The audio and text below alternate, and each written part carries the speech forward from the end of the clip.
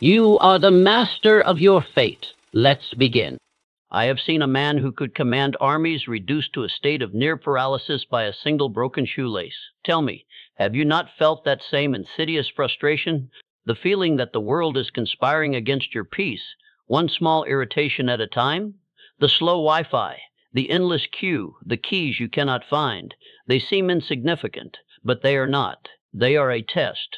They are a silent tax on your spirit, and if you are not careful, they will take everything from you, one small payment at a time.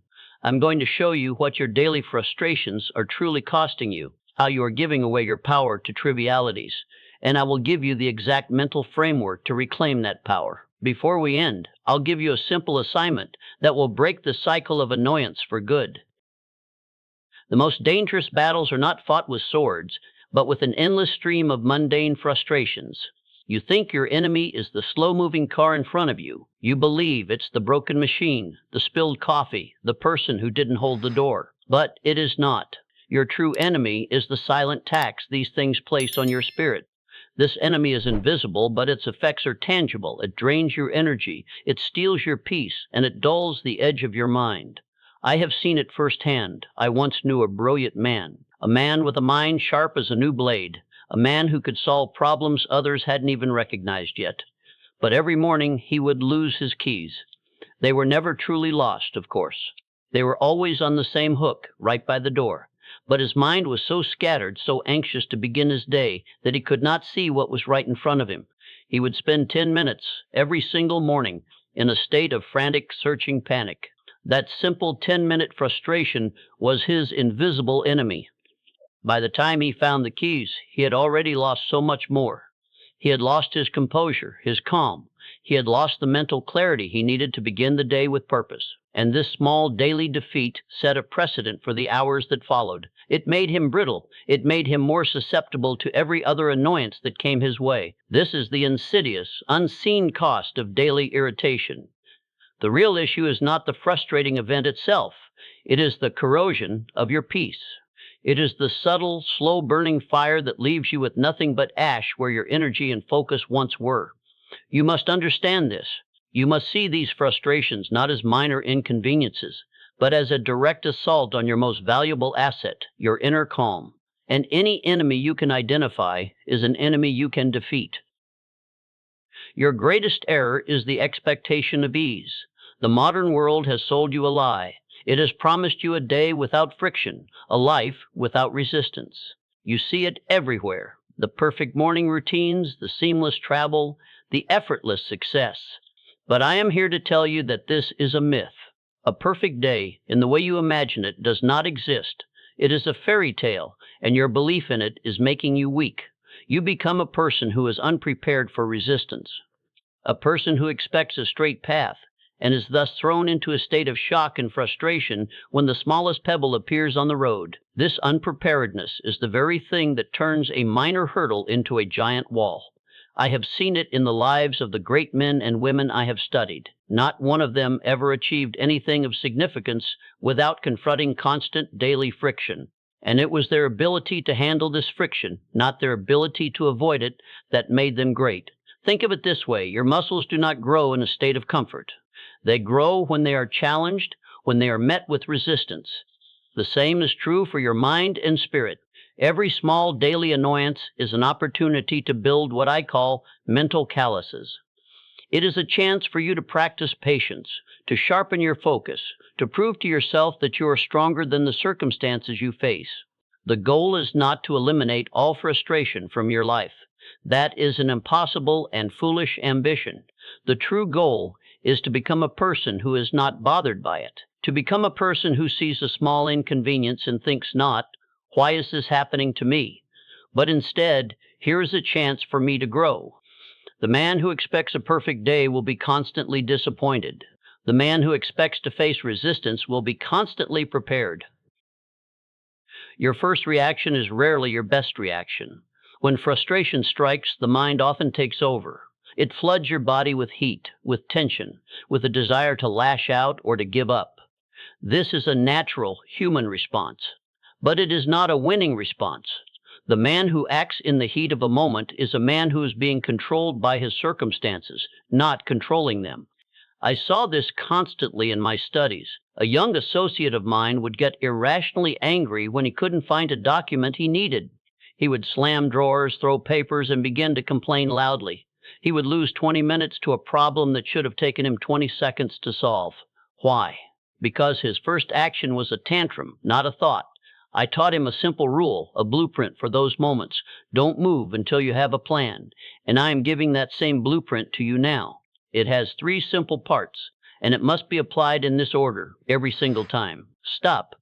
When the frustration hits you, the traffic jam, the spilled drink, the frustrating email, your first action must be to stop. Stop your body. Stop your thoughts. Do not reach. Do not speak. Do not act. This is the moment of your greatest power because this is the moment you reclaim control. Observe.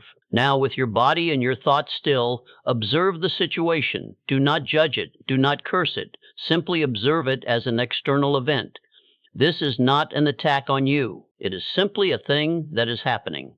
Observe your own feelings as well. Feel the anger, the frustration, the annoyance. Acknowledge it without giving in to it. You are the master of your mind, and a master must know what is happening in his own house. Redirect. Now that you have stopped and observed, your mind is clear. You are no longer in the state of reaction. You are in the state of purpose. Ask yourself a simple question. What is my next purposeful action? Is it to find another route? To clean up the mess? To close the email and take a breath? Your mind, no longer clouded by anger, will provide the answer. This 3-part blueprint, stop, observe, redirect, is a simple, powerful tool. It is the very thing that separates the master from the man who is mastered. The man who can control his response to a minor inconvenience is on his way to controlling his destiny. Do you understand? This is not just about staying calm in traffic. This is about building a foundation of strength so that when the real challenges come, the business deal that falls apart, the health scare, the personal setback, you do not collapse. I was privileged to witness this kind of strength in men like Thomas Edison. I once stood by his side as a minor electrical fire threatened to burn down his laboratory. I saw the panic in the faces of his assistants. But Edison, he was a marvel. He did not curse. He did not panic. His mind was already at work, calmly assessing the damage and directing his men on how to stop the fire and salvage the equipment. He was not a man who was undeterred by the fire. He was a man who was undeterred by the fear of the fire. He knew that the event itself held no power over him. The only power was the one he chose to give it. This is the very essence of true power, the power to choose your response. The man who shouts at a broken machine is a slave to that machine. The man who calmly assesses the situation and finds a solution, he is a master. He has proven to himself, in a small way, that he is not a victim of his circumstances. He is a conqueror of them. You have been told to go with the flow. I say to you, master the flow. Be the rock that the water must bend around, not a leaf that is swept away by the current. Your goal is not to eliminate frustration, but to become a person who is entirely undeterred by it. Your strength will not be found in a world without problems, but in a world that you have learned to dominate, one small inconvenience at a time. Every problem carries with it the seed of a greater opportunity. Do you believe this? Most people do not. Most people see a problem and see only loss, a loss of time, a loss of peace, a loss of progress. But I am here to tell you that this is a failure of vision. A problem is not a punishment. It is an invitation to grow, to innovate, to prove your own resilience. Think about it. A slow line at the grocery store is not a source of anger. It is an invitation for quiet reflection.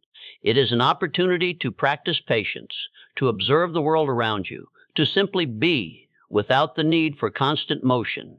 The frustrating email is an invitation to practice clarity and assertiveness.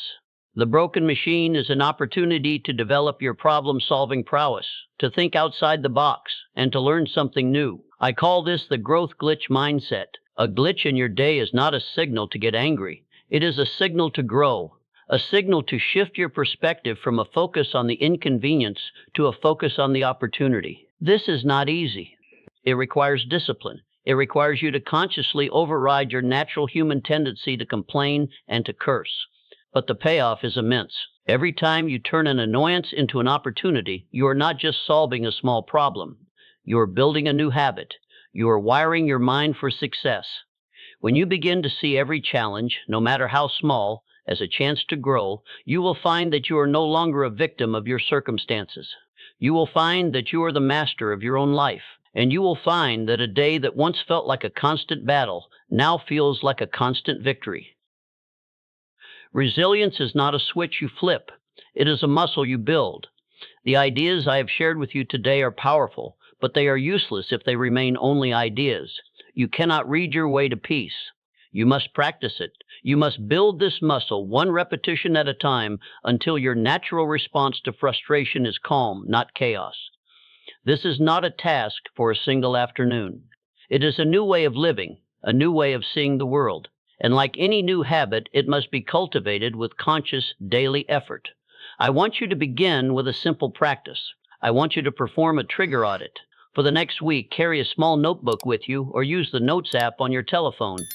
Do not try to solve your frustrations yet. Simply observe and record them. Note every time a small annoyance rises up and threatens to steal your peace. The slow driver, the unreturned message, the minor delay. You are not judging yourself, you are simply gathering data. You are identifying the invisible enemies so that you may better prepare for them. And once you have identified them, I want you to choose one single recurring annoyance. The next time it appears, you will not react. You will use the blueprint I gave you. You will stop, observe, and redirect. You will practice peace in the face of a single small frustration. The victory here is not in eliminating the annoyance.